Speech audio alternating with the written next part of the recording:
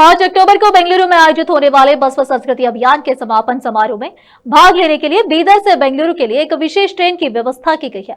इस संबंध में बीदर के सांसद सागर खंडे ने बीदर रेलवे स्टेशन पर विशेष ट्रेन को चालना दी। इस अवसर पर बसवा समिति के मुखर द्वारा सांसद सागर खंडे का सम्मान किया गया। इस अवसर पर हनुमंत राव चौहान, ब्लॉक कांग्रेस अध्यक्ष भालकी, बीदर दक्षिण यूथ कांग्रेस अध्यक्ष इमरान खान, विशाल काम शेट्टी, हनुमंत मलकापुरे, निसार अहमद, विनोद अप्पे, नाग शेट्टी, धनराज अंगरगे, विशाल पाटिल के अलावा अन्य कांग्रेस नेतागण और पार्टी कार्यकर्ता उपस्थित थे।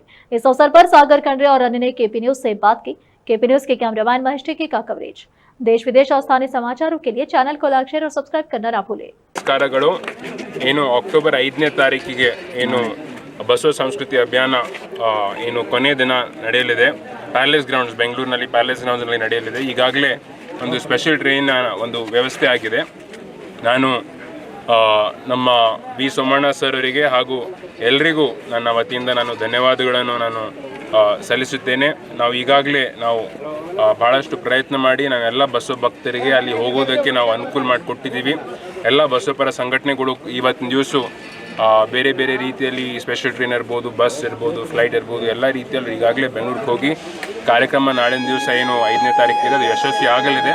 ಅದಕ್ಕೆ ನಾನು ಕೂಡ ಇಲ್ಲಿರುವ ಎಲ್ಲರಿಗೂ ಮತ್ತು ನಮ್ಮ ರಾಜ್ಯದಲ್ಲಿರುವ ಎಲ್ಲರಿಗೂ ನಾನು ಬಸವ ಭಕ್ತರಿಗೆ ನಾನು ವಿನಂತಿ ಮಾಡ್ಕೊಳ್ತೀನಿ, ತಾವು ನಾಳೆ ಕಾರ್ಯಕ್ರಮಕ್ಕೆ ಹೋಗಿ ನೀವು ಯಶಸ್ವಿ ಮಾಡಿರಿ ಅಂತ. ವಿಶ್ವಗುರು ಬಸವಣ್ಣನವರ ತತ್ವ ಸಿದ್ಧಾಂತ ನಮ್ಮ ಜೀವನದಲ್ಲಿ ನಾವು ಅಳವಡಿಸಿಕೊಂಡ ಮೇಲೆ ನಮಗೂ ಕೂಡ ಮನಸ್ಸಿಗೆ ಒಂದು ಶಾಂತಿ ಸುಖ ಸಿಗುತ್ತೆ. ಎಲ್ಲರಿಗೂ ಮತ್ತೊಂದು ಸಲ ನನ್ನ ವತಿಯಿಂದ ಅಭಿನಂದನೆಗಳು ಸಲ್ಲಿಸಿ ಕಾರ್ಯಕ್ರಮದ ನಾಯಕರಾಗಿರ್ತಕ್ಕಂಥ ಸಂಸದರಾಗಿರ್ತಕ್ಕಂಥ ಸಾಗರ್ ಖಂಡೆಯವರ ಪ್ರಯತ್ನದಿಂದ ಮತ್ತು ಕೇಂದ್ರ ಸರ್ಕಾರದ ಶ್ರೀ ವಿ ಸೋಮಣ್ಣನವರ ಒಂದು ಪ್ರಯತ್ನದಿಂದ ಇದು ಒಂದು ವಿಶೇಷ ಟ್ರೈನ್ ಬೀದರ್ನಿಂದ ಬೆಂಗಳೂರಿಗೆ ಆಗಿದೆ.